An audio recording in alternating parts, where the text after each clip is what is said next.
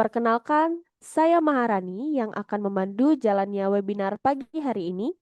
Saya akan membacakan susunan acara sebagai berikut. Yang pertama yaitu pembukaan yang sedang berlangsung, dilanjutkan dengan mendengarkan mars dari Apeknas, lalu dilanjutkan dengan opening speech dari Ketua Umum Apeknas, lalu foto bersama sebagai dokumentasi, lalu dilanjutkan dengan pemaparan materi oleh narasumber sekaligus diskusi dan tanya jawab dan diakhiri dengan penutup. Kini, mari kita lanjutkan ke agenda selanjutnya, yaitu mendengarkan Mars Apeknas. Kepada admin kami persilakan untuk pemutaran videonya.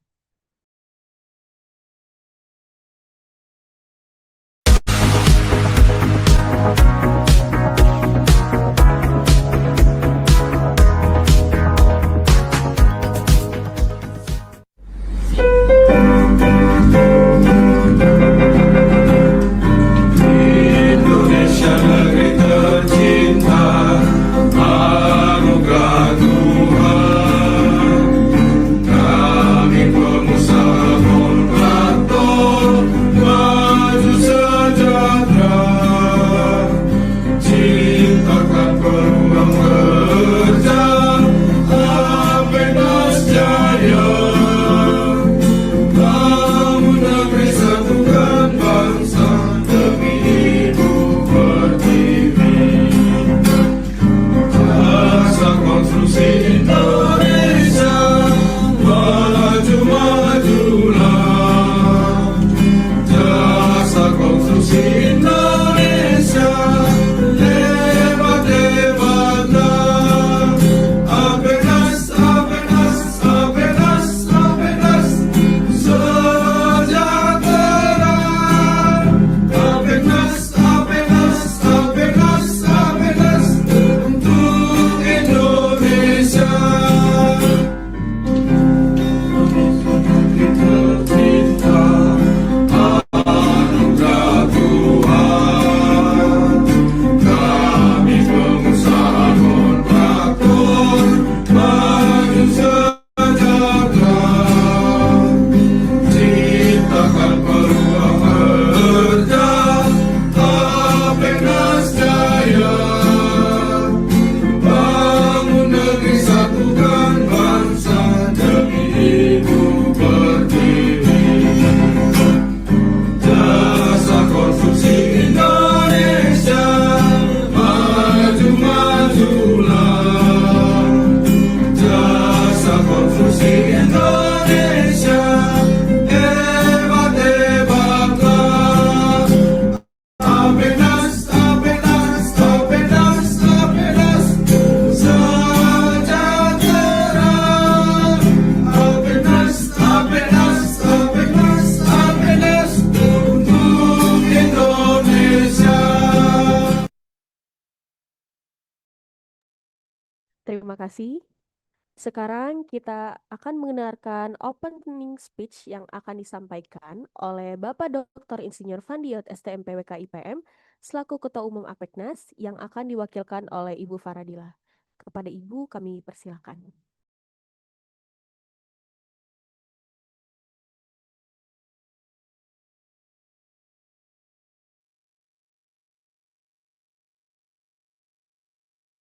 Assalamualaikum warahmatullahi wabarakatuh. Yang saya hormati para peserta webinar dan seluruh rekan-rekan anggota Apeknas. Puji syukur kita panjatkan kehadiran Allah Subhanahu wa Ta'ala karena atas izinnya kita dapat berkumpul bersama pada hari ini. Izinkan saya menyampaikan permohonan maaf dari Ketua Umum DPR Apeknas, Bapak Dr. Insinyur Fadiot STMPWK IPM, yang tidak bisa hadir dikarenakan ada urusan mendadak yang tidak bisa ditinggalkan. Beliau titip salam hormat serta doa agar webinar ini berjalan dengan lancar dan membawa manfaat bagi kita semua. Atas nama Dewan Pimpinan Nasional Apeknas, kami menyampaikan terima kasih kepada narasumber kita, Ibu Karanina Prilly Juaninda, MPSI, psikolog, selaku psikolog PT Tabula Sukses Sejahtera. Dan juga apresiasi kepada seluruh pihak yang telah hadir dan mendukung terselenggaranya kegiatan ini. Semoga momentum ini menjadi penguat kebersamaan kita dalam berkontribusi bagi pembangunan nasional. APEKNAS hadir sebagai wadah persatuan, kolaborasi, serta perjuangan pengusaha kontraktor dan konstruksi agar lebih profesional, kompetitif, dan berdaya saing. Kami ingin memastikan bahwa anggota APEKNAS di seluruh daerah memiliki kesempatan yang sama untuk berkembang, mendapatkan akses informasi, serta berkontribusi dalam setiap program pembangunan pemerintah maupun swasta.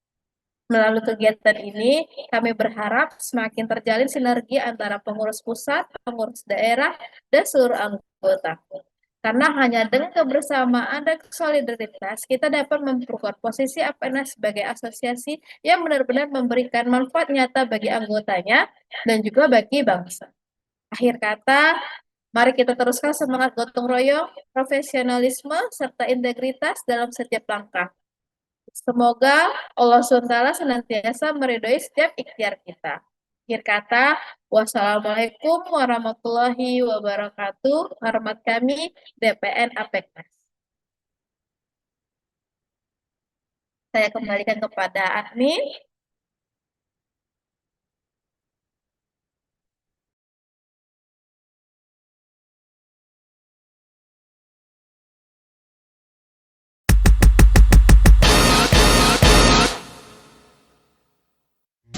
Selamat datang di SSPS, mitra Anda untuk sertifikasi ISO. Temukan 4 proses langkah mudah untuk digitalisasi ISO Anda. Langkah pertama, penyusunan dan perencanaan. Dapatkan pelatihan dan analisis kesenjangan. Langkah kedua, penyusunan dokumen. Sesuaikan template ISO yang sudah siap pakai. Langkah ketiga, implementasi dan audit.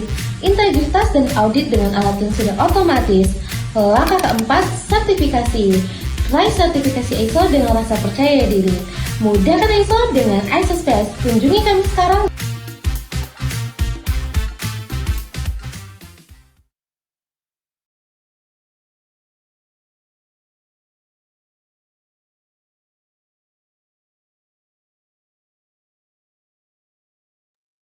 Baik, terima kasih kepada Ibu Faradila atas sambutannya yang luar biasa dan terima kasih kepada admin atas pemutaran videonya. Baik, Bapak Ibu sekalian, di sini kita akan menampilkan promo Isospets untuk promo Ramadan. Baik, di sini Isospes hadir dalam promo Ramadan, yaitu menghadirkan ISO 9001, ISO 14001, dan ISO 45001 dengan harga 10 juta saja yang akan mendapatkan training ISO 9001, mendapatkan juga dokumen ISO serta sertifikat ISO. Dan untuk itu, dari ketiga paket tersebut memiliki paket hemat, yaitu terdapat ISO 9001, ISO 14001, dan ISO 45001 dengan harga 28 juta saja. Bagi Bapak Ibu yang berminat, bisa menghubungi di nomor call center yang sudah tersedia, yaitu di 0822 8830 3338. Baik, terima kasih. Sebelum ke inti acara webinar pada hari ini, izinkan kami untuk melakukan sesi foto bersama untuk dokumentasi. Mohon kepada seluruh peserta untuk dapat menyalakan kamera Zoom-nya. Mohon kepada Bapak Ibu boleh untuk on cam terlebih dahulu dan menggunakan virtual background yang sudah kami kirimkan melalui kolom chat. Oke, baik, kita tunggu Bapak Ibu yang belum on cam, boleh silakan di on cam terlebih dahulu. Di sini yang belum hadir untuk on cam ada Bapak Muhammad Jusar, Bapak Rifkaldi, boleh on cam terlebih dahulu Bapak. Ada Ibu Claudi, boleh on cam terlebih dahulu Ibu. Oke, oke, baik.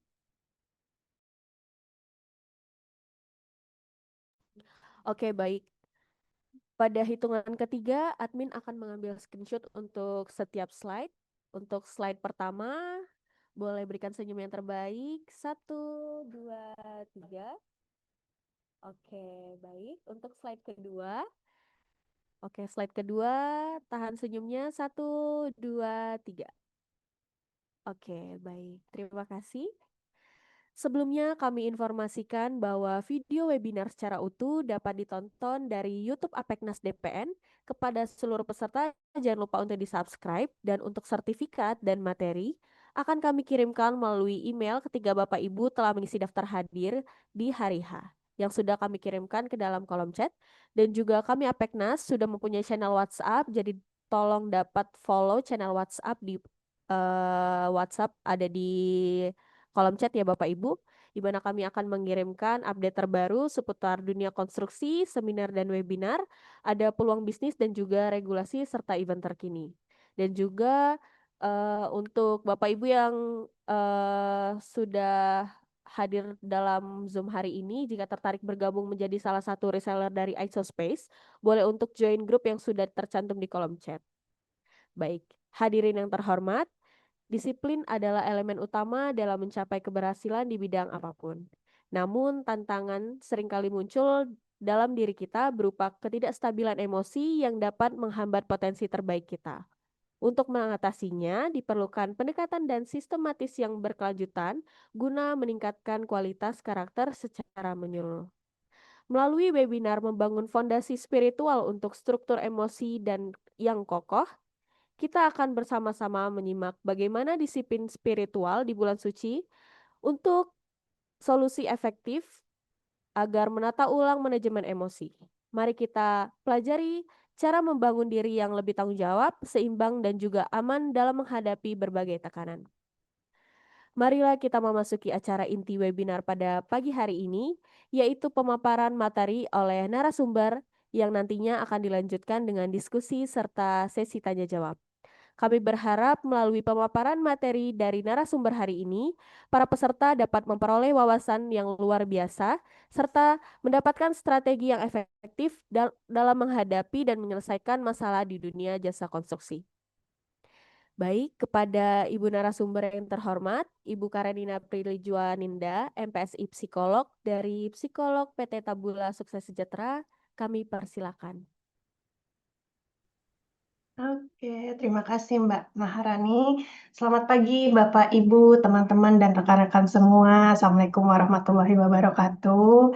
Salam kenal, panggilan saya Karen ya, biar mudah teman-teman kalau ingin menyebut Mbak Karen, Ibu Karen boleh gitu ya. Tapi kebanyakan klien saya memang dewasa muda yang usianya mungkin 20 tahun sampai 30 ke atas gitu, dan biasanya mereka manggilnya Kak Karen gitu. Jadi kalau rekan-rekan semua lebih nyaman manggil Kak Karen juga nggak apa-apa gitu ya. Salam kenal, saya seorang psikolog klinis dari Tabula yang mungkin sekalian aja ya saya share screen.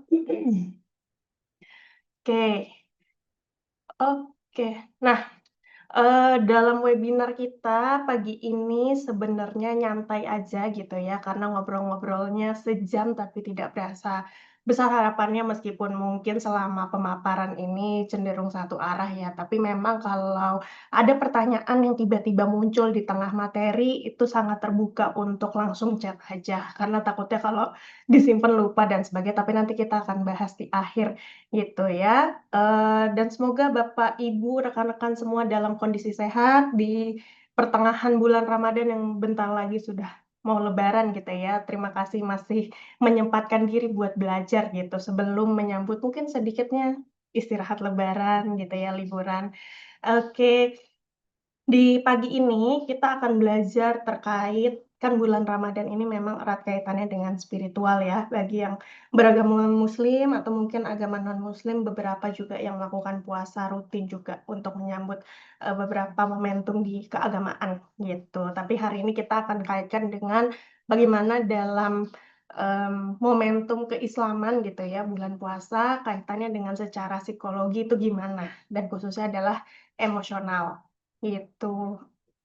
Nah, di sini ada perkenalan singkat sebetulnya, saya juga agak bingung harus memperkenalkan apa, tapi yang jelas saya di sini seorang psikolog klinis dengan peminatan dewasa, Kenapa ada embel-embel dewasa? Karena klien saya itu usianya sudah dewasa gitu. Jadi memang secara studi saya sudah khusus mempelajari, psikologisnya orang dewasa, yaitu 18 tahun ke atas, makanya tadi kebanyakan klien saya itu dewasanya 20 sampai ya 40 lah, gitu. Dan saya praktek di Tabula secara rutin dan ada di beberapa tempat lain juga dan biasanya melakukan konseling individu gitu ya. Individu maksudnya adalah antara saya dan klien bertemu dalam satu ruang, ruang Zoom, ruang Jimit gitu ya, ataupun, offline gitu. Dan saya juga cukup rutin melakukan edukasi kesehatan mental termasuk hari ini yang kita akan belajar bareng-bareng gitu ya.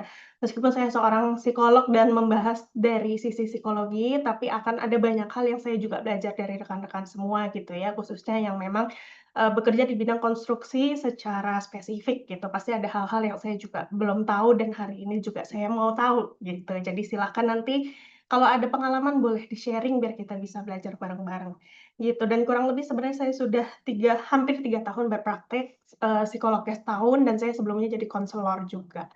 Gitu. Dan mungkin ada yang barangkali baru pertama kali mendengar Tabula gitu ya, jadi mungkin sedikit ada pengenalan.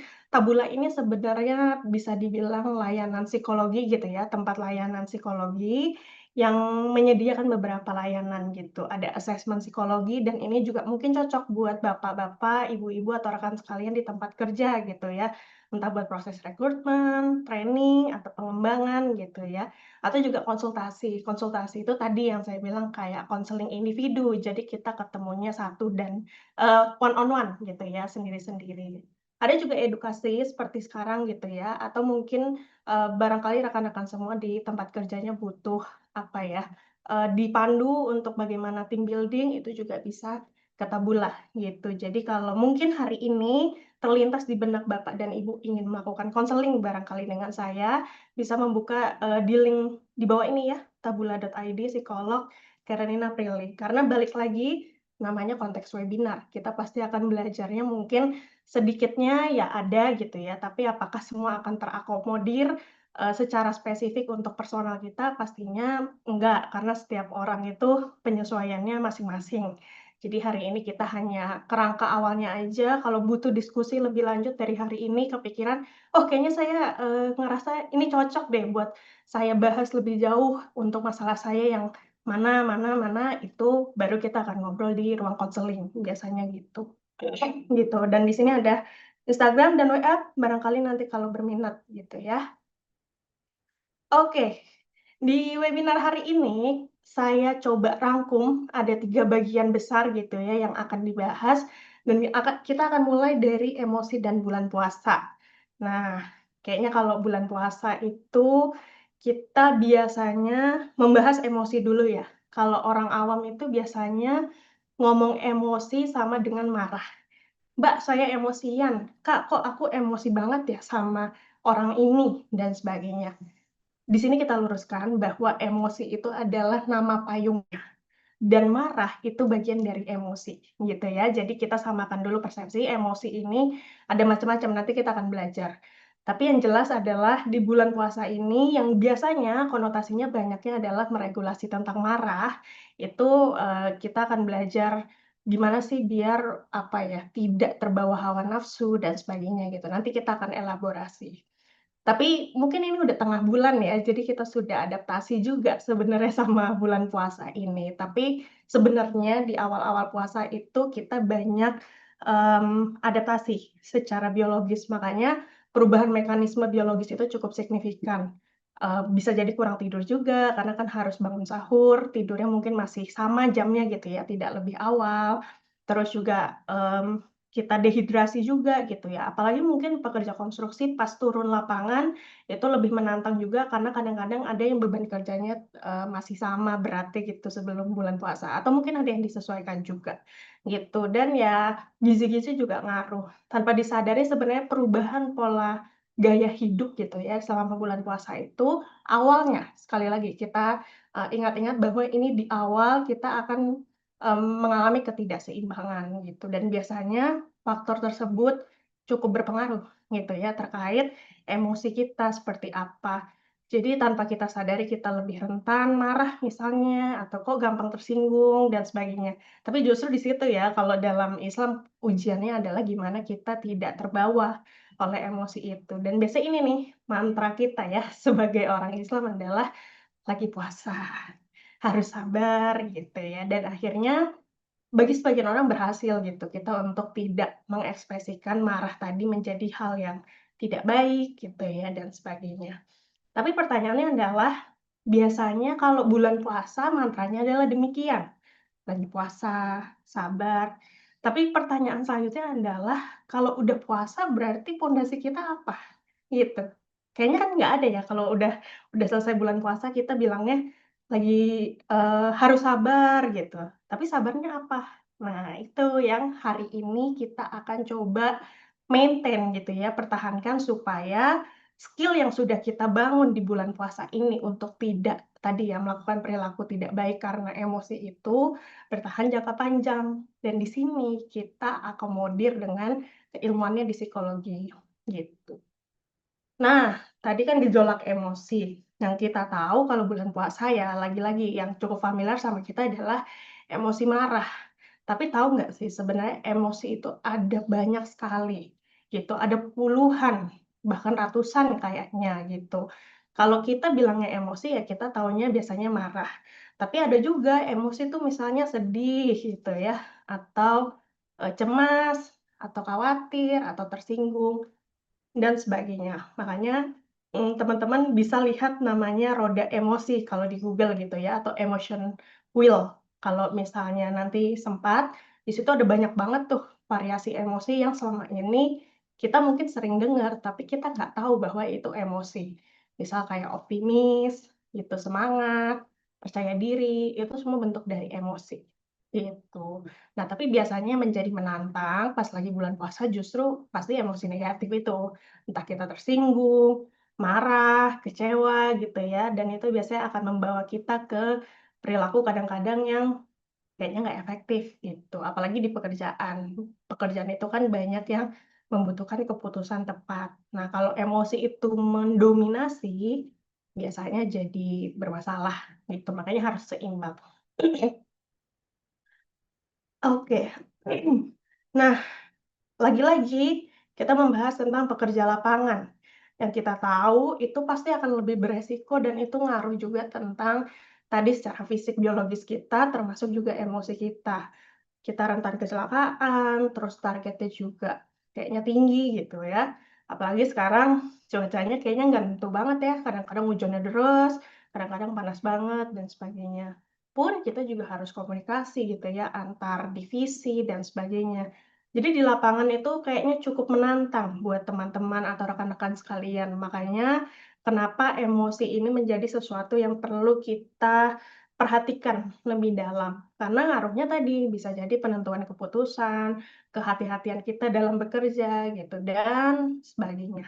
Makanya suatu keberuntungan ya buat teman-teman yang bisa menyempatkan hari ini karena barangkali ini relevan gitu ya dan sangat dibutuhkan. Oke. Nah, kita belajar regulasi emosi ditambah bulan Ramadan. Jadi momentum bulan Ramadan ini semacam pelatihan gratis tanpa disadari, sekali lagi, buat kecerdasan emosional. Kenapa? Tadi pondasinya adalah harus sabar, lagi puasa, mengendalikan hawa nafsu. Tapi tahukah bahwa ketika itu dipertahankan dalam jangka waktu yang panjang, itu sebenarnya bentuk dari peningkatan kecerdasan emosional. Kecerdasan emosional itu nanti kita akan bahas di belakang maksudnya seperti apa, gitu. Tapi intinya adalah kalau bulan puasa pondasi agamanya sudah, baik baik dalam arti tadi udah sering, meregulasi diri dengan ngomong sabar, lagi puasa, harus nahan hawa nafsu. Kalau sudah puasa, kita akan kombinasikan dengan si kecerdasan emosional ini. Makanya bulan Ramadan ini jadi semacam sesuatu yang combo buat kita belajar regulasi emosi, gitu. Oh ya kalau aku menjelaskannya kecepatan mohon diinfokan karena takutnya suaranya putus-putus dan sebagainya gitu ya. Nah, karena kita membahas tentang perusahaan, aku akan coba pendekatannya secara perusahaan juga. Bagian kedua, ada namanya PT Respon Manusia. Nah, ini PT-nya PT diada-adain ya, otomatis nggak akan ada ini. Tapi kita akan belajar sebenarnya respon manusia itu birokrasinya seperti apa sih, gitu. Di sini bisa dilihat ya, katakan kita kan biasanya ada klien tuh ya, kalau konstruksi ya ada permintaan dan sebagainya. Katakan PT klien kita itu namanya situasi menantang. Dan kita sebagai penyedia produk itu adalah respon manusia atau kita sebagai vendor. Mereka ini saling berkaitan nih. Jadi kalau kliennya minta apa, maka vendor menyediakan apa, gitu. Maka situasi menantang itu membutuhkan produk sesuatu, yaitu bentuknya adalah respon manusia tadi. Nah, PT situasi menantang, maksudnya apa? Situasi menantang itu maksudnya adalah ketika kita menghadapi hal-hal yang ya tadi sulit, kayaknya butuh kerja lebih keras atau bahkan tidak sesuai ekspektasi gitu. Itu namanya situasi menantang. Contohnya ya mungkin pasti rekan-rekan sudah sering menemukan ini ya di tempat kerja, entah materialnya datang telat, minta revisi, ada miskom, atau apalagi. Mungkin kalau ada yang mau sharing di chat yang situasi-situasi menantang pernah dihadapi boleh gitu. Balik lagi karena aku juga pengen belajar di konstruksi biasanya hambatannya seperti apa sih gitu. Boleh ya di kolom chat kalau ada situasi menantang, apapun itu boleh disampaikan. Dan intinya situasi menantang ini sesuatu yang terjadi di luar diri kita. Bisa yang tidak diharapkan, tidak direncanakan, atau mungkin di luar jalur dari, apa ya, yang kita sudah siapkan gitu. Pokoknya semua yang kekeosan terjadi itu biasanya situasi menantang tuh. Ada yang mau sharing mungkin sambil jalan ya? Silakan di chat aja kalau ada. Nah, membahas birokrasi.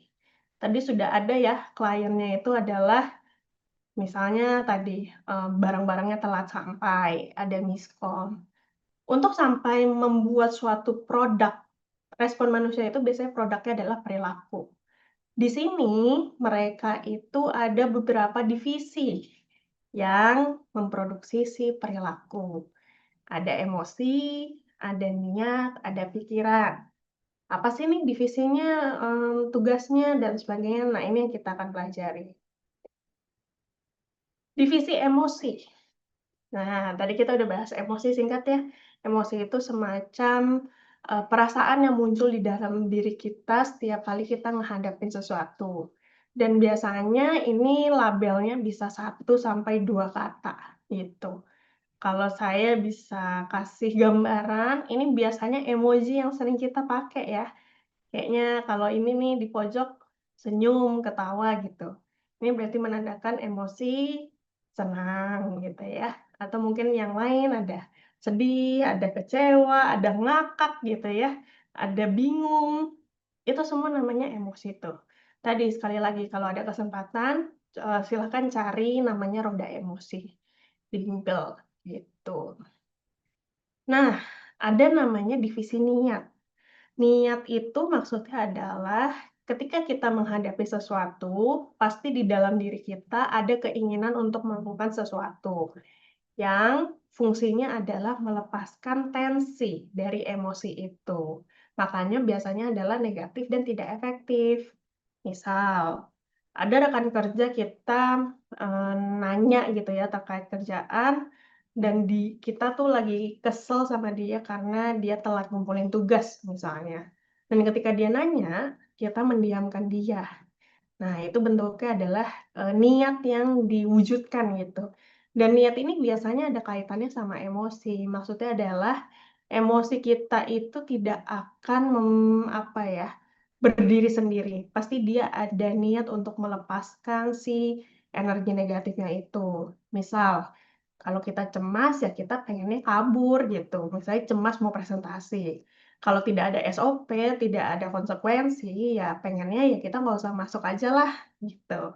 Atau biasanya marah, yang paling umum marah itu biasanya niatnya ada banyak tuh macem-macem. Ada pengennya ngomong nggak baik, ada pengennya mendiamkan, ada pengennya apalagi ya, teman-teman kalau marah pengennya apa sih? Meskipun tidak dilakukan ya. gitu. Akan ada macam-macam. Ada yang mungkin kadang-kadang pasif agresif, "Oh iya," gitu, "ya udah kerjain aja," tapi sebenarnya kita nggak mau dia ngerjain itu gitu, karena ada, deadline yang lain gitu, dan macam-macam lah gitu. Dan biasanya, di niat ini bentuknya ada macam-macam. Ada kita melawan, melawan itu berarti kayak kita memberi sesuatu ya, entah memberi perilaku sesuatu, omongan sesuatu, pokoknya adalah, kuncinya adalah kita ingin nyerang orang lain ajalah, gitu. Ada yang menghindar gitu, menghindar tuh misalnya, tadi kita mau presentasi, terus kita merasa kurang maksimal dan dorongan dalam diri kita adalah kita pengennya bolos gitu, karena takut diserang dan sebagainya. Ya biasanya tidak kita lakukan karena kan ada konsekuensinya atau dampak tertentu ya, entah, KPI-nya atau apapun gitu, atau bisa jadi kita nggak ngapa-ngapain dan cari aman.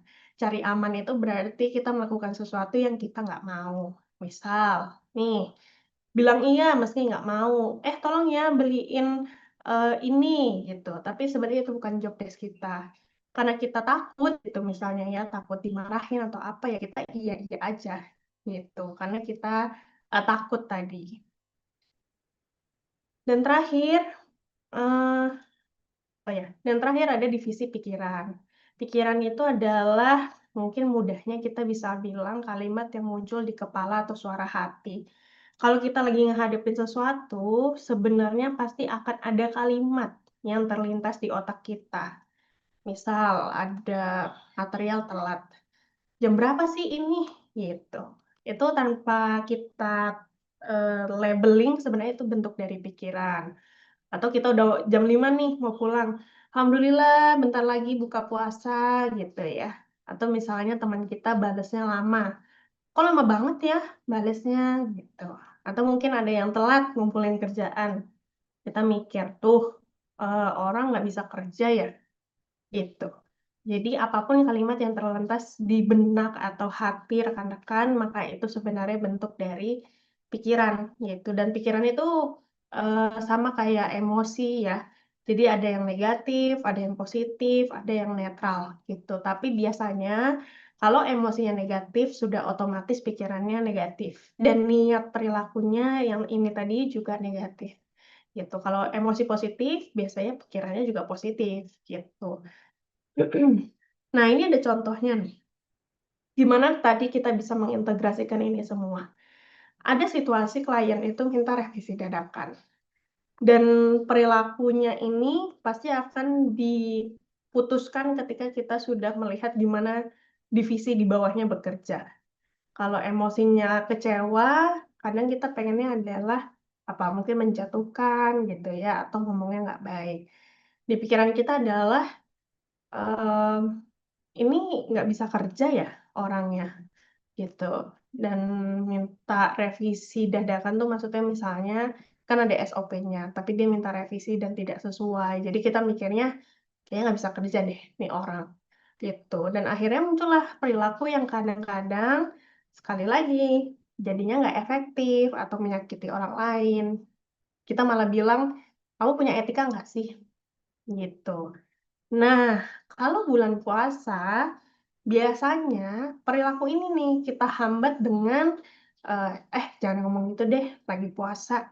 Nggak boleh deh, apa namanya, melakukan hal-hal yang kurang baik, soalnya itu bentuk hawa nafsu, itu ujian dan sebagainya. Semua selalu pondasinya adalah agama. Tapi gimana kalau kita tambahkan hari ini dengan pondasinya adalah di keilmuan psikologinya, gitu. Tahukah bahwa tadi, kalau puasa sih bisa ya kita hambat gitu, tapi sebenarnya ada yang lebih mendalam dari hanya sekedar pondasi agama atau alasan agama lagi puasa.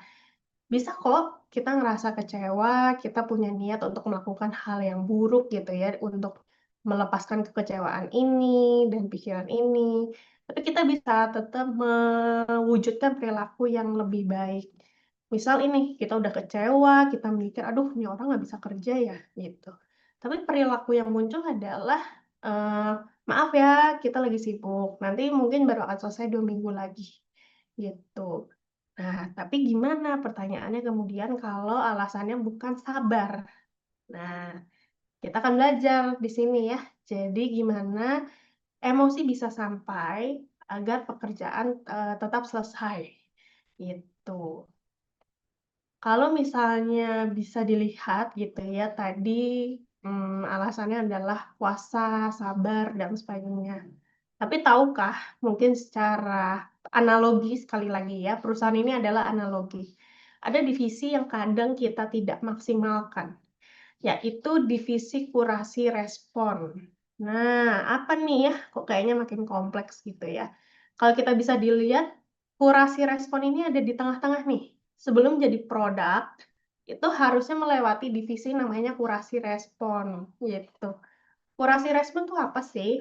Jadi kan tadi ada emosi negatif, pikiran negatif, niat perilaku buruk, itu kan sudah berkumpul kayak, yuk kita buat produk untuk ngomong menjatuhkan dia, misalnya. Kurasi respon di sini fungsinya adalah untuk mengevaluasi.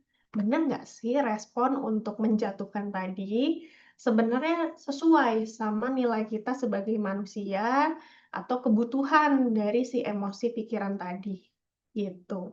Nilai itu apa sih gitu ya? Value atau nilai ini kadang disalahartikan, bukan salah artikan ya, berbeda pemahamannya dengan orang awam. Kalau teman-teman dengar nilai perusahaan itu kan biasanya kayak, apa namanya, kualitasnya ya dari perusahaan. Nah sama, manusia itu punya nilainya juga. Nilai sebagai pekerja itu seperti apa, sebagai, teman bagaimana, keluarga, dan sebagainya.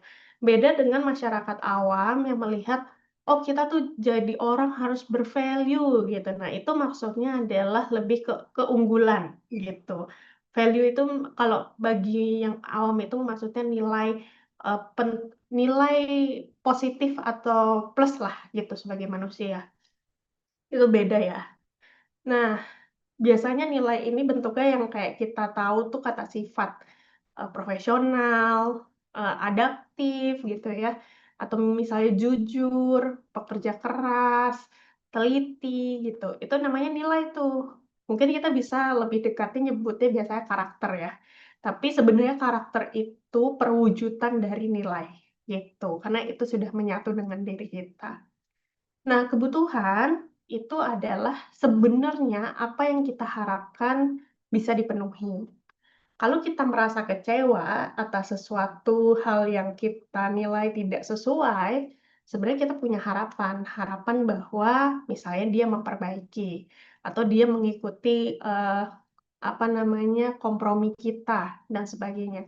Jadi sebenarnya ketika kita ngerasa marah, ngerasa kecewa, ngerasa sedih, terus ada pikiran negatif, sebenarnya mereka itu punya kebutuhannya yang kalau misalnya bisa bicara ke diri kita, mereka bisa sampaikan gitu. Misal kita marah, harapan kita adalah eee, bapak ini atau ibu ini harusnya bisa menghargai aku dong, waktunya kan aku sedang ada kerjaan lain dan sebagainya. Nah, di situ muncul si marah itu. Balik lagi, kebutuhan itu sifatnya adalah implisit dan kita perlu, mengenalinya secara reflektif gitu. Jadi silakan tanya ke diri masing-masing. Nggak cuma bulan puasa ini sih, ketika kita ngerasa emosi negatif, sebenarnya apa sih yang kita butuhkan, gitu. Kita sedih nih, gagal janjian gitu ya, udah janjian mau makan, kita sedih. Mungkin harapan kita adalah, "Oh ketemu sama temenku, itu sebenarnya aku pengen curhat," gitu, karena selama ini banyak hal yang terjadi. Nah di situ kita negatif kan, apa namanya, sedih karena kita merasa wadah untuk menyampaikan itu jadi hilang ketika, eee, apa namanya, janjian ketemu itu di-cancel atau dibatalkan. Gitu. Jadi mungkin singkatnya adalah emosi dan pikiran kita itu boleh negatif gitu ya, ya balik lagi, namanya manusia itu terlahir dengan banyak warna emosi. Kita taunya adalah gimana sih biar nggak sedih, gimana sih biar nggak marah gitu. Ini sama halnya adalah ketika kita tidak suka gitu ya dengan hidung kita misalnya, kita kan nggak bisa menghilangkan itu, karena punya fungsi. Nah, emosi negatif tadi atau pikiran negatif itu juga punya fungsi. Fungsinya apa? Balik lagi, menyampaikan kebutuhan kita.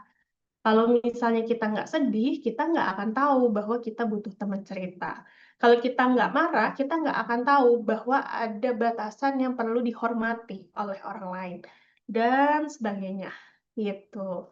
Nah, tapi kurasi respon ini tadi, fungsinya adalah tadi, kita bisa mengakomodir kebutuhan tanpa mungkin menyakiti orang lain gitu.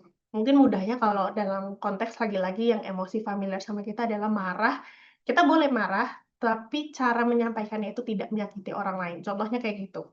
Gitu. Dan itu biasanya dipandu oleh nilai. Nilai kita sebagai manusia tuh mau seperti apa sih pembawaan diri kita. Kalau marah itu pengennya bagaimana sih? Kalau kita lagi marah, kita pengennya pekerjaan kita jadi seperti apa sih gitu. Nah, itu terwujudlah dari nilai kita sebagai manusia itu. Nah, balikin lagi ke studi kasus tadi lah ya, mungkin kasarnya, mudahnya. Tadi kan kita lihat, klien ngerevisi dadakan, dan kita marah. Marah kenapa ya? Kecewa, karena misalnya, kok dia kok nggak ngehargain ya, misalnya SOP, kita kan kayaknya revisi itu maksimal H-1 bulan ya, tapi klien ini mintanya 2 minggu sebelum, gitu. Yang muncul itu adalah, kamu punya etika nggak sih? Gitu. Nah, di situ kalau kita bisa lihat lagi lebih dalam, si diri kita, refleksi kita itu ya tadi ya, emosinya kita kecewa, dan niatnya adalah pengen ngomongnya tuh nggak baik gitu. Dan pikiran kita tuh muncul yang negatif itu adalah, bisa kerja nggak sih orang ini? Tapi, sebelum naik ke perilaku, maka kita lihat dulu, kebutuhan tersirat apa sih ketika kita kecewa dan sebagainya. Kita kecewa dan kebutuhannya adalah berharap klien ini bisa paham bahwa kita ini nggak bisa revisi buru-buru. Boleh, tapi kita ada SOP dan kalaupun misalnya mendesak, kita bisa dahulukan, tapi yang satu selesai dulu. Itu kebutuhan kita, gitu. Dan nilai kita sebagai seorang, kan kita di sini asumsinya pekerja semua ya. Eee, Nilai kita itu sebagai pekerja adalah orang yang terstruktur, gitu, dan sebagai rekan kerja adalah yang tegas. Jadi nilai ini, manusia itu kan punya banyak peran ya, sebagai pekerja, teman, teman di luar kantor, teman dalam kantor, keluarga, pasangan, dan sebagainya. Itu masing-masing punya nilainya tuh. Gitu. Jadi nilai pekerjaan kita tuh kita pengennya sebagai orang yang terstruktur. Oke, satu selesai baru pindah satu, baru pindah satu. Tapi kalau sama rekan itu biasanya kan lebih arahnya ke relasinya gitu ya, mengkomunikasikannya atau sikap kita ke orang lain itu gimana. Nah, kita mungkin nilainya pengennya tegas gitu. Sekarang pertanyaannya, dengan perilaku kita bilang, "Kamu punya etika nggak sih?" Itu sejalan atau memenuhi nggak sih kebutuhan untuk tidak diburu-buru dan nilai penting untuk menjadi orang yang tegas dan pekerjaannya terstruktur? Coba, mungkin ada yang mau pendapat? Ini udah dikasih clue nih, bahwa emosi, niat, dan pikiran ini sebenarnya punya kebutuhan bahwa boleh minta revisi dadakan, tapi nggak bisa buru-buru. Dan nilainya itu kita biasanya bilang, "Oh, aku tuh orang kalau kerja terstruktur. Kalau ngomong sama rekan kerja, biasanya aku tegas." Gitu. Perilakunya adalah, kamu punya etika nggak? Kira-kira diakomodir nggak sih kebutuhan dan nilai ini? Lewat perilaku, menjawab demikian. Ada yang mau pendapat? Biar nggak ngantuk nih, kita jadi agak main kuis ya. Tapi ini nggak ada benar salah ya, balik lagi karena ini kita baru belajar gitu, dan pasti dalam satu pertemuan ini akan butuh waktu lebih lama kita buat merefleksi. Tapi mungkin barangkali ada yang mau berpendapat?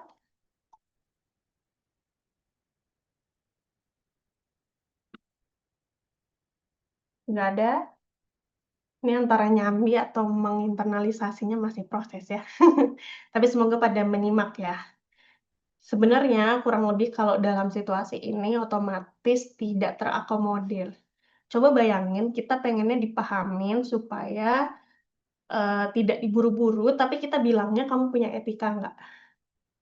Itu pasti nggak relevan tuh. orang kita butuhnya dia memahami, tapi kita bilangnya adalah, "Kamu punya etika nggak?" Gitu. Maksudnya adalah di situ tuh, tidak sinkronnya adalah di situ.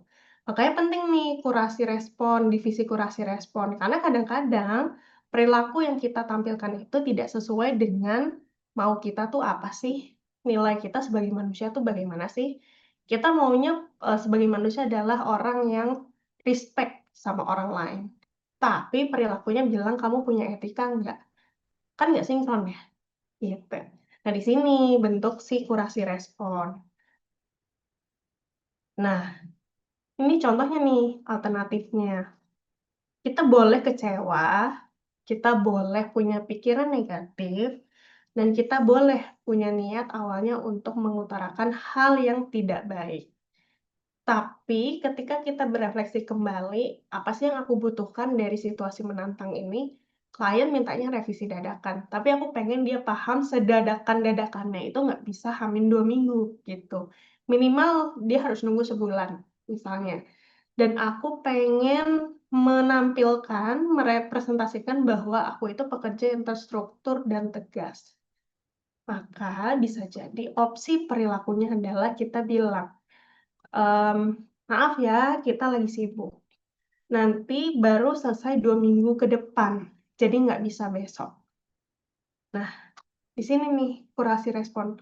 Jadi kecewa, emosinya, niatnya, pikirannya itu kita mungkin kurasi respon itu semacam quality control ya, kalau di dalam produk. Kita evaluasi lagi, bener nggak ya kalau misalnya ot eee, apa namanya, mudahnya ini lagi.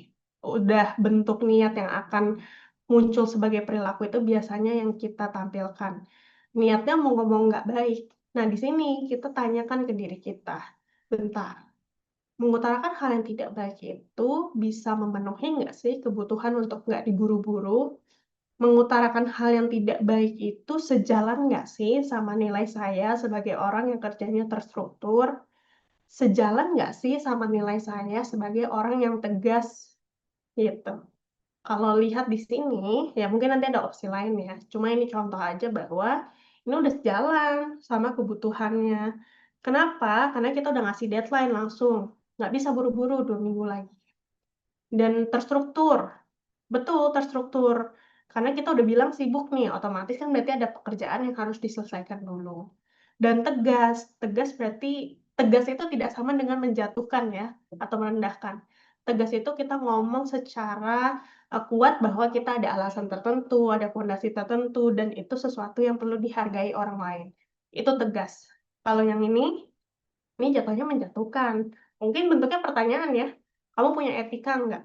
Tapi sebenarnya kan itu maknanya adalah, kamu itu nggak punya etika, gitu.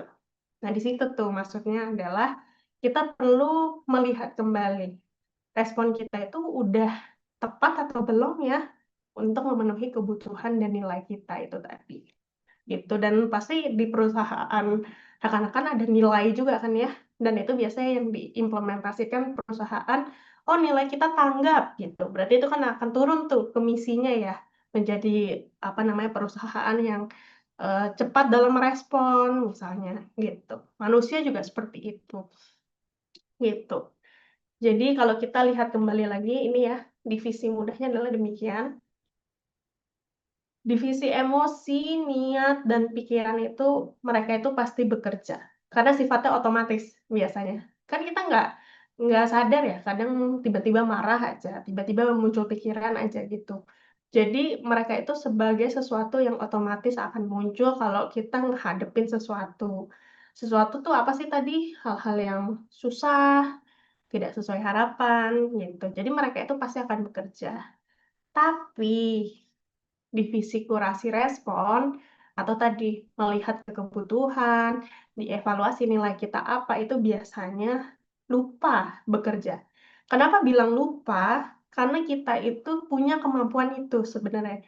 Kita punya kemampuan untuk mengevaluasi kembali respon kita, tapi biasanya tidak diasah gitu, karena kita biasanya otomatis, "Oh, kalau marah ya udah aku langsung rendahin aja rekan kerjaku." Gitu, atau misalnya langsung marah aja, "Bisa kerja nggak sih?" Gitu, atau apapun itu, gitu. Nah, hari ini kita mengingatkan kembali dan mengaktifasi kembali bahwa kita tuh punya kemampuannya loh, masa nggak dipakai sih? Gitu. Nah, di puasa ini sebenarnya adalah bentuk praktis dari kita mengkurasi respon kita melawan hawa nafsu. Hawa nafsu dalam puasa dan perilaku itu padanannya tadi adalah divisi niat tadi. Niat itu kan biasanya sesuatu yang buruk tuh, kayak pengennya marah, pengennya banting barang, pengennya kabur dari presentasi gitu ya, pengennya nggak masuk kerja. Itu adalah bentuk dari hawa nafsu gitu. Mungkin padanan agamanya adalah demikian. Nah, 30 hari kita puasa gitu ya, kita mengkurasnya biasanya adalah, oh lagi puasa nggak boleh, nanti pahalanya berkurang. Oh lagi puasa nih harus apa ya, menjaga diri agar bisa melawan ujian ini. Semua kembali lagi tentang puasa, tentang ajaran agama selama bulan puasa. Balik ke pertanyaan awal, kalau puasanya selesai, terus kita megang apa kalau mau mengkurasi respon? Kan udah nggak ada tuntutan untuk sabar lagi gitu atau menghadapi ujian. Nah, hari ini kita jawab, yaitu kecerdasan emosional tadi. Mungkin ada yang udah pernah dengar? Kecerdasan itu biasanya yang cukup familiar adalah intelektual, tapi sebenarnya ada juga kecerdasan emosional gitu. Kecerdasan emosional tuh apa sih? Jadi, mmm dari agama sendiri sebenarnya mengajarkan kita tentang untuk cerdas secara emosional. Kita itu kan diajarkan ya, dari kecil itu untuk menyayangi dan menghormati sesama, gitu. Tapi caranya gimana, itu semakin berkembangnya ilmu, itu difasilitasi dengan namanya kecerdasan emosional ini. Jadi kecerdasan emosional itu adalah kemampuan kita buat menerima dan merasakan kalau kita punya emosi, pikiran negatif, emosi negatif, dan niat perilaku tadi yang nggak efektif. Kalau marah maunya nyakitin sesuatu gitu ya, secara verbal atau maupun secara nonverbal. Atau kalau kecewa pengennya ngediemin orang lain gitu ya, atau mungkin familiarnya silent treatment tuh, yang kayak gitu. Tapi kecerdasan emosional ini mengajarkan kita bahwa ini tadi, 3 divisi ini boleh kok semua diterima dan dirasakan, tapi kita bisa mengambil tindakan yang lebih tepat. Lewat apa? Lewat tadi, kurasi respon itu, nama divisinya gitu. Mudahnya adalah seperti itu. Dan fungsinya kecerdasan emosional ini sesimpel adalah bukan simpel ya, bukan mudah, tapi untuk menjaga relasi kita. Karena biasanya kalau kita ngadepin hal-hal yang menantang, itu yang terdampak biasanya relasi kita. Kenapa? Karena tadi, oh ngomongnya jadi nggak enak, oh kerjaannya jadi nggak kepegang, oh itu bebannya jadi nambah buat teman saya dan sebagainya. Gitu. Jadi biasanya relasi kita tuh jadi bermasalah nih kalau misalnya emosional kita tidak diregulasi atau disampaikan dengan perilaku yang tepat.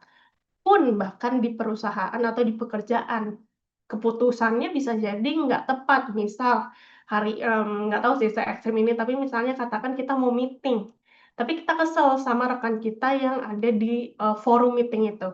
Sebagai kita yang punya mungkin Bapak Ibu sebagai leader misalnya, ada kecenderungan atau punya dorongan untuk, "Udah deh, batalin aja meeting-nya," gitu.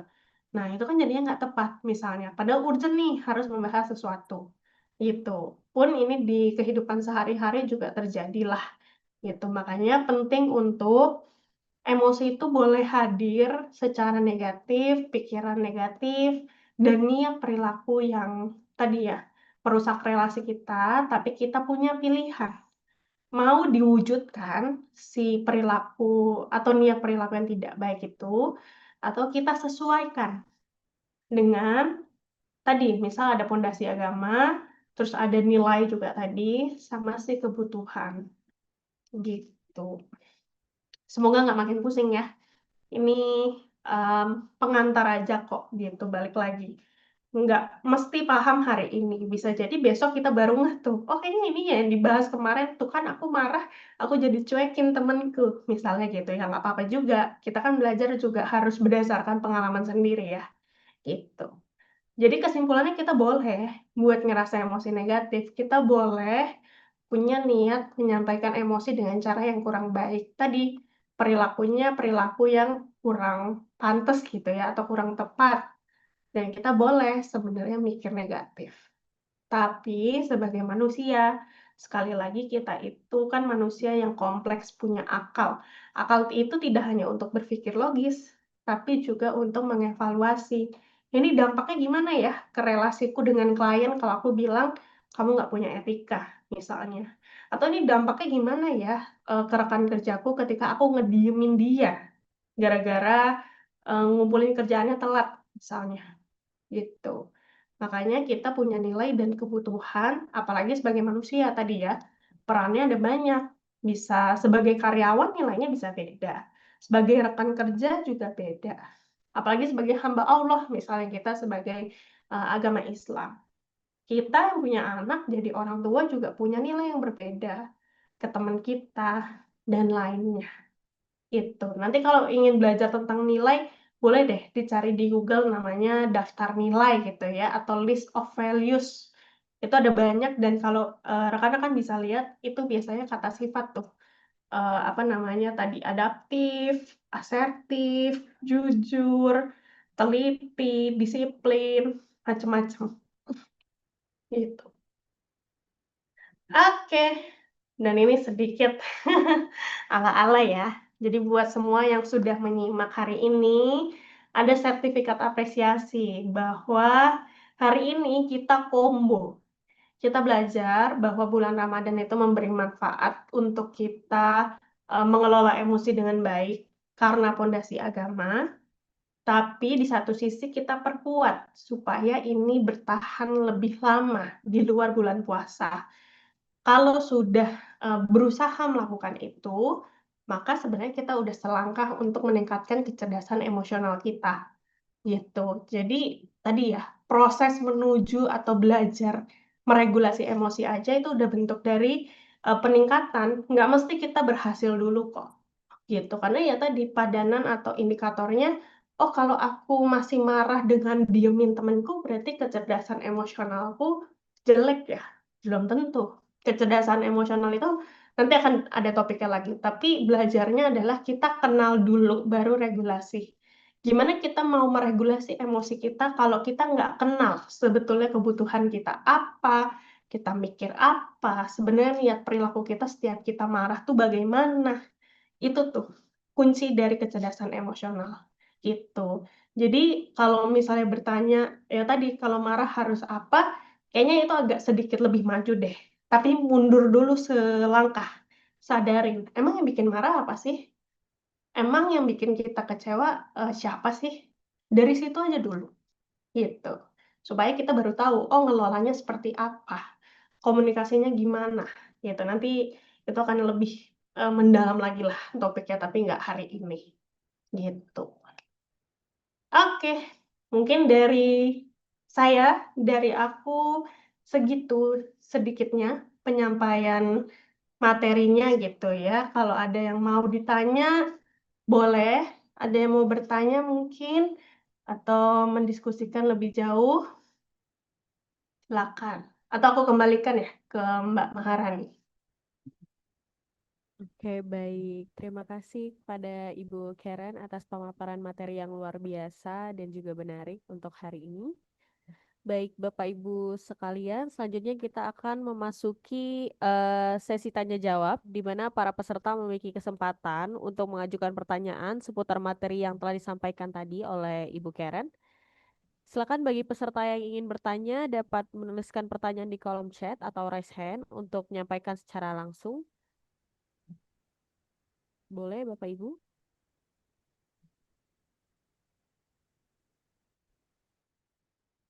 Boleh, silakan Bapak dan Ibu. Kalau misalnya tadi ada materi terlewat atau mau nanya pengulang, itu juga nggak apa-apa. Diriku paham ya bahwa kita mungkin sambil paralel ya mengerjakan hal lain dan sebagainya. Tapi mungkin harapannya dari 100% materi hari ini setidaknya ada 1% yang masuk atau mungkin ya syukur-syukur 10% lah gitu ya. Karena balik lagi hari ini kita belajar hanya pengenalan konsep, belum latihan, belum refleksi, atau mungkin belum dielaborasi ya sama pengalaman sendiri. Gitu. Jadi silakan kalau ada yang mau tanya. Oke, baik. Di sini ada pertanyaan Ibu dari Ibu Dwi Arimbi. Izin bertanya, Bu, mungkinkah seseorang memiliki spiritualitas yang tinggi, namun tetapi memiliki ketahanan emosional yang rendah? Jika iya, faktor apa yang menyebabkan kecerobohan tersebut bisa terjadi? Oke.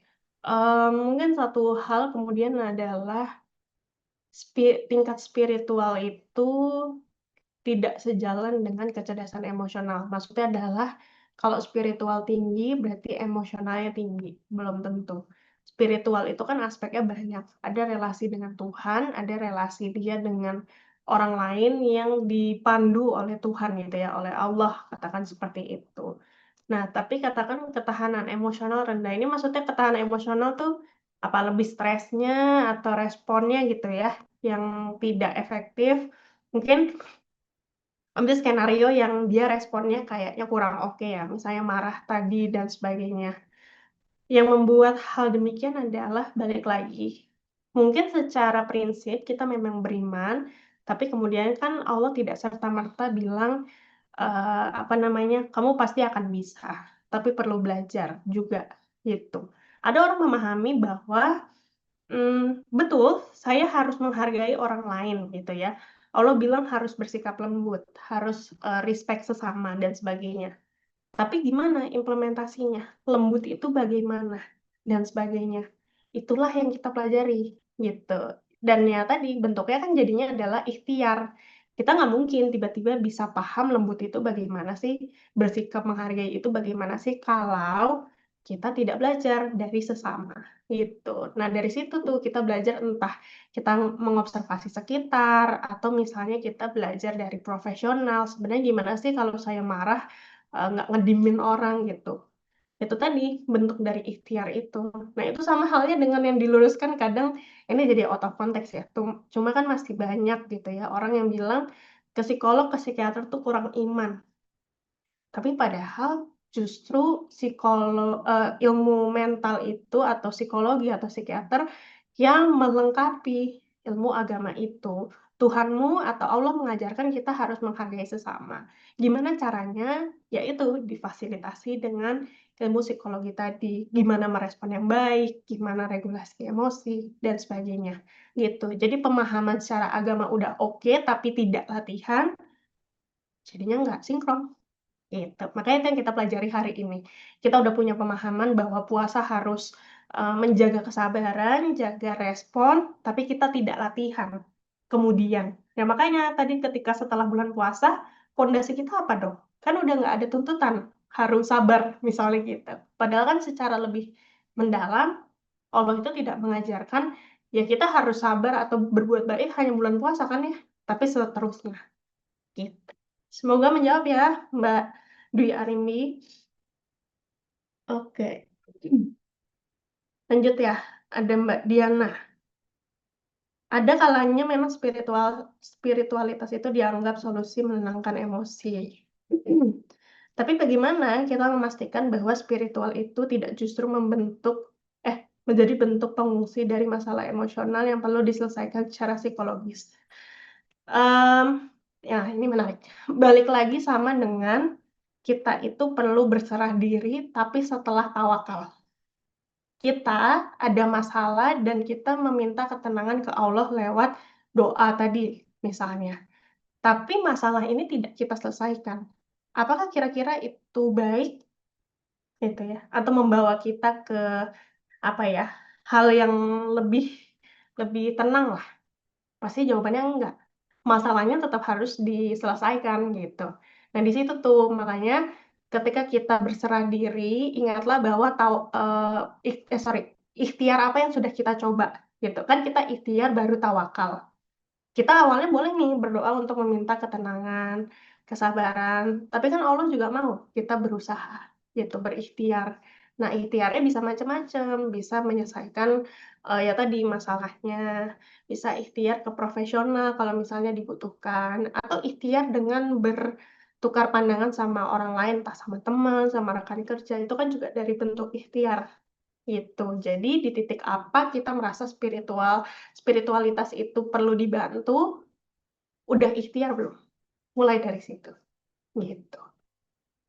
Terima kasih Mbak Diana, pertanyaannya ini menarik banget dan bagus banget. Karena biasanya kita mikirnya solusi ya tadi, ini hal yang mungkin perlu diluruskan ya, kita mikirnya kesehatan mental ya sama agama aja dan sebagainya, tapi sebenarnya lebih dari itu. Ada ikhtiar yang kita perlu lakukan supaya itu seimbang. Kita percaya sama Allah, tapi kemudian kita percayalah bahwa ikhtiar itu juga bentuk dari perintah Allah. Harus nyari bantuan, harus, tetap berkoneksi sama sesama gitu, apalagi tadi manusia makhluk sosial, itu pasti ada tujuannya tuh Allah menciptakan, orang lain lah gitu ya, memang untuk membantu kita, membuat kita hidup, gitu. Terima kasih Mbak Diana. Terus ini ada Mas Muhammad Rafli. Untuk orang yang tidak enakan dan lebih memilih memendam perasaan, bagaimana cara mengelola emosi yang baik? Adakah tips untuk kecenderungan people pleaser supaya bisa lebih sehat tanpa merasa bersalah? Nah, menarik nih. Bentar, ada yang mau aku tunjukkan. Nah, people pleaser ini jatuhnya ke faun atau cari aman. Daripada dimarahin, iyain aja deh. Nanti aku nggak ditemenin, ya udah main aja deh. Padahal capek, gitu. Nah, ini ada nih, niat perilaku kita adalah kita mencari aman, dan itu biasanya pola yang cukup sering terjadi untuk orang yang nggak enakan tadi. Pertanyaannya justru dibalik, bukan orang yang nggak enakan itu gimana mengelola emosinya, tapi membenahi tidak enakan itu. Gitu, karena tidak enak itu boleh, tapi kemudian itu kan berangkat dari biasanya ada ketakutan kita untuk hal yang hilang atau terganggu kalau misalnya kita menolak gitu ya, dan sebagainya. Tapi di sini balik lagi, mungkin 2 hal, kita perlu evaluasi tidak enakan itu sejauh apa. Bedakan tidak enak sama, profesional. Misal, kita ada kerjaan, terus disuruh kerjain hal lain, tapi itu disuruh buru-buru. Kita nganggepnya nggak enakan karena mengiyakan. Tapi misalnya kita perluas pandangan kita secara objektif bahwa kita mengiyakan karena ini deadline-nya lebih cepat gitu, sedangkan yang lagi kita kerjakan lebih lama. Otomatis di situ kan perhatian atau tanggung jawab kita berubah tuh, jadi ke tugas baru. Nah, kalau itu bukan nggak enakan tuh, gitu, tapi kita profesional, gitu, karena kita tahu prioritas dan sebagainya. Tapi kalau nggak enakannya adalah sampai di tahap tadi, "Oh sebenarnya ini nggak apa-apa kok ditolak, tapi kok aku nggak mau nolak ya?" Gitu. Itu bisa kita kembalikan ke motivasinya apa untuk tidak menolak, gitu. Dan people pleaser itu biasanya lebih ke impresinya misalnya ya, takutnya dipandang, "Kok aku nolak ya, nanti dia nggak mau kerja lagi sama aku," atau apapun dan sebagainya, gitu. Nah itu yang perlu dibenahi, artinya, lebih motivasinya. Nolak itu misalnya apakah selalu menjadi hal yang buruk? Enggak juga, gitu. Justru menjadi people pleaser itu, ya melelahkan kan ya bagi kita, dan people pleaser itu malah cenderung lebih, beresiko ya, emosinya lebih, bebannya lebih banyak. Karena tadi, kita udah banyak hal yang kita tekan, kita memaksa orang lain untuk mengambil energi kita lebih banyak lagi, karena kita nggak bisa bilang enggak, gitu. Nah di situ tuh yang perlu dibenahi, nanti coba bahas lebih jauh lah, gitu ya. Apakah ada tips buat kecenderungan itu? Tipsnya adalah mulai dari ingatlah atau mungkin bisa bayangkan kalau bilang enggak, itu apa yang terjadi. Kalau bilang enggak dan ternyata ada hal buruk yang terjadi, maka itu mungkin bisa jadi bukan people pleaser gitu ya, atau yes man gitu ya. Tapi memang ada prioritas yang perlu dikerjakan, makanya kamu mengiyakan. Tapi kalau kamu bilang enggak, dan yang bayanganmu terjadi adalah sebatas impresi buruk gitu ya, atau misalnya bahkan ada hal yang, "Oh sebenarnya nggak apa-apa sih Kak, kalau aku bilang enggak ke orang ini." Nah baru berarti itu people pleaser, gitu. Nah dari situ perlu dikembalikan lagi ke ini, eh kebutuhan. Ketika kamu bilang iya iya iya, kebutuhannya terpenuhi nggak? Biasanya enggak tuh. Ya aku kan butuhnya tidur, kan aku butuhnya temenku main sama aku kalau kondisiku lagi prima. Tapi kita iya terus, otomatis itu kan tidak terpenuhi. Karena orang nggak tahu kalau kita butuh sesuatu. Makanya pada akhirnya kita akan belajar namanya komunikasi asertif. Contoh, asertif itu, "Oh iya, aku capek, oh kamu mau main ya hari ini? Maaf ya, tapi aku capek, soalnya aku lembur dari kantor. Boleh nggak mungkin kita mainnya di minggu depan, pas aku udah cukup istirahat?" Itu bentuk dari, biasanya kita fasilitasi atau belajar, kalau daripada yes man, kita itu menghargai posisi orang lain tadi, entah dia ngajak main, ya kita, menghargailah bahwa bisa aja dia sedih, kita tolak. Tapi kita berikan, apa namanya, solusi atau alternatif lain, supaya tadi, kebutuhan saya terpenuhi untuk tidur dan kebutuhan kamu terpenuhi untuk main, gitu. Itu namanya komunikasi asertif. Tapi nanti akan kontekstual ya, balik lagi bisa disesuaikan. Apa namanya, masalah people pleaser-nya itu yang mana. Karena kadang-kadang di ruang konseling juga aku sering ketemu yang keliru tentang pemahaman tadi. Kok kayaknya aku iya terus gitu ya, tapi dilihat kontekstual sebenarnya iya memang harus mengiyakan karena itu sesuatu yang penting, harus mengiyakan karena memang tidak ada opsi lain. Nah, itu beda cerita tuh, bukan people pleaser kalau yang seperti itu, gitu. Semoga terjawab ya, Mas Raffi. Ada lagi yang mau bertanya? Silakan.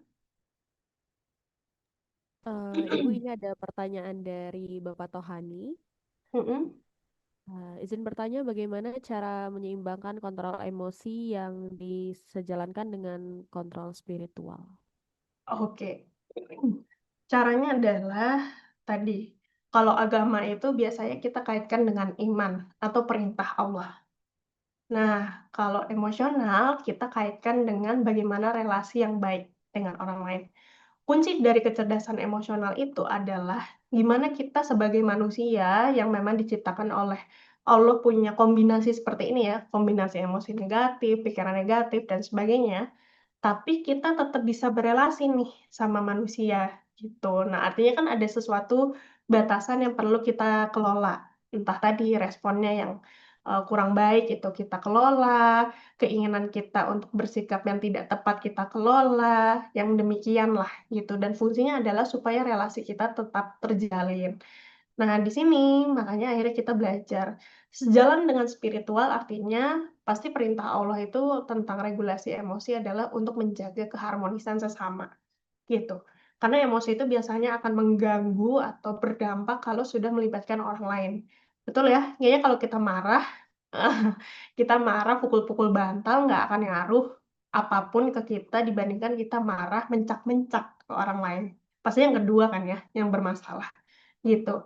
Nah, di situ tuh kita jadi kembalikan, oke, spiritual apa sih yang ingin kita aplikasikan? Oh, menghargai sesama. Oh, menjadi individu yang lebih baik. Oh, yang tidak menyakiti orang lain. Oke, kemudian skill-nya apa? Nah, itu yang diakomodir di kecerdasan emosional. Oh, tadi ada namanya kurasi respon. Kurasi respon itu adalah membuat kita belajar kalau kita marah, kita itu punya pilihan. Mau marahin orang lain atau ngomong sesuatu yang lebih baik, tapi kebutuhannya tersampaikan. Kalau marah misalnya, kita pasti punya kebutuhan. Kebutuhan apa sih? Kamu jangan yang buru-buru dong kalau aku lagi kerja gitu, atau mungkin marah lain apapun itu nanti direfleksikan. Nah, diaplikasikannya tadi tentang ini, nilai sebagai manusia. Karena, nilai itu pilihan tuh. Allah menciptakan banyak sekali nilai dan individu, tapi kita punya pilihan, kita itu mau jadi individu yang apa sih? Yang lemah lembut kah? Yang tegas kah? Yang compassionate gitu ya, yang kasih sayang dengan orang lain? Atau yang jujur gitu ya, atau yang otentik? Atau yang gimana? Itu pilihan kita. Gitu. Jadi si emotional respon ini adalah perantara. Bagaimana kita mengaplikasikan perintah Allah. Perintah Allah itu apa sih? Menjaga relasi atau harmonisasi dengan sesama. Lewat apa? Lewat regulasi emosi gitu. Dan regulasi emosi itu sejalannya adalah ketika kita memilih respon yang tepat. Gimana caranya tepat? Coba lihat dua hal ini. Ini yang paling krusial lah intinya kalau kita milih respon. Kita lihat kebutuhan kita tersampaikan atau enggak kalau melakukan itu. Yang kedua, nilai apa yang pengen kita tampilkan ke orang lain tadi. Jadi orang lemah lembut kah? Jadi orang yang tegas kah? Pedulikah? Atau apa? Gitu. Semoga terjawab ya, Pak Tohani, Mas Tohani. Oh, Oke, terima kasih. terima kasih kembali, Pak.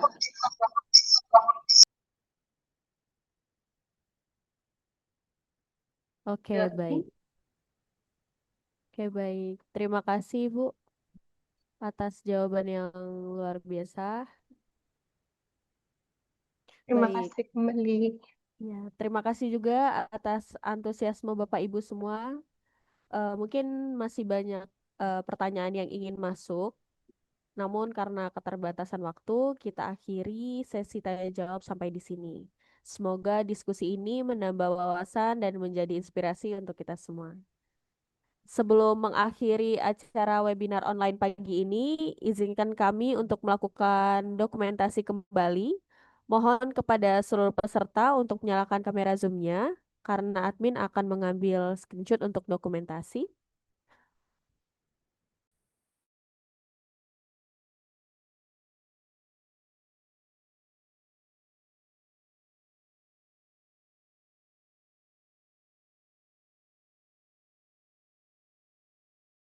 Oke, boleh Bapak Ibu untuk open cam terlebih dahulu.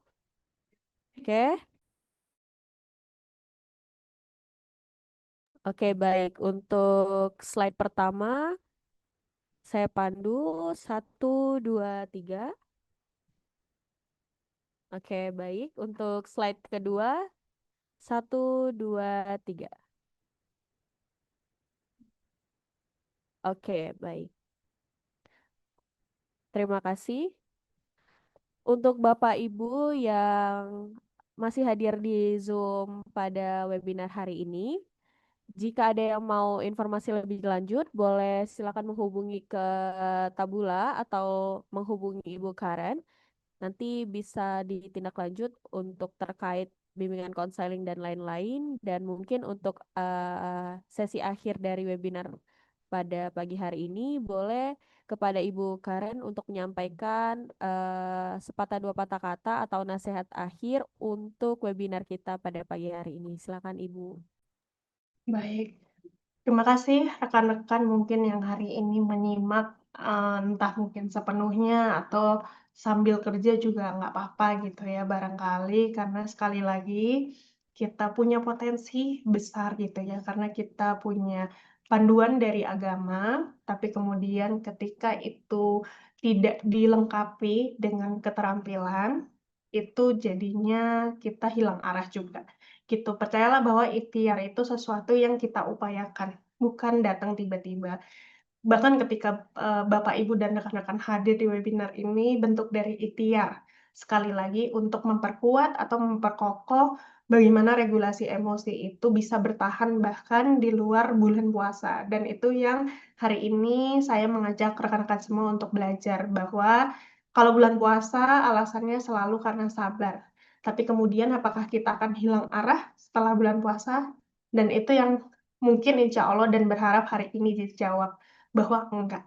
Kita punya kecerdasan emosional dan itu sesuatu yang kita perlu optimalkan gitu. Nanti kalau ada apa-apa dan merasa masih belum kebayang tentang aplikasinya ke personal, maka itu mungkin kita butuh diskusi lebih jauh. Gitu. Mungkin dari itu sih dari aku. Terima kasih, Mbak. Oke, baik. Terima kasih Ibu. Baik Bapak Ibu sekalian, kami informasikan kembali bahwa untuk video webinar secara utuh dapat ditonton di DPN kepada untuk subscribe dan untuk sertifikat akan kami berikan mail Bapak Ibu yang mendaftar hadir di hari H yang sudah kami kirimkan ke dalam di Apeknas sudah. Jadi mohon dapat follow channel WhatsApp Apeknas di mana kami akan mengirim update terbaru seputar dunia konstruksi, seminar dan webinar, peluang bisnis, regulasi dan juga event terkini. Demikian acara webinar pada ini. Terima kasih kami ucapkan kepada dari PT Tabula Sukses Sejahtera atas ilmu dan wawasan yang telah diberikan seluruh partisipasi. Kegiatan ini bermanfaat dan dapat pengetahuan. Sampai jumpa pada kesempatan berikut. Terima kasih. Akhir kata, wassalamualaikum warahmatullahi wabarakatuh. Terima kasih Bapak Ibu semua. Terima kasih Ibu Karen. Terima kasih rekan-rekan semua. Selamat kembali bekerja dan selamat refleksi ya dan eksplorasi dari materi hari ini. Semoga kita ada kesempatan ketemu lagi di lain waktu. Oke, saya Baik. izin pamit undur diri rekan-rekan. Baik Terima Ibu. kasih. Iya Ibu, sama-sama. Terima kasih. Baik Bapak Ibu sekalian yang masih ada di Zoom meeting diperbolehkan untuk meninggalkan Zoom-nya. Terima kasih.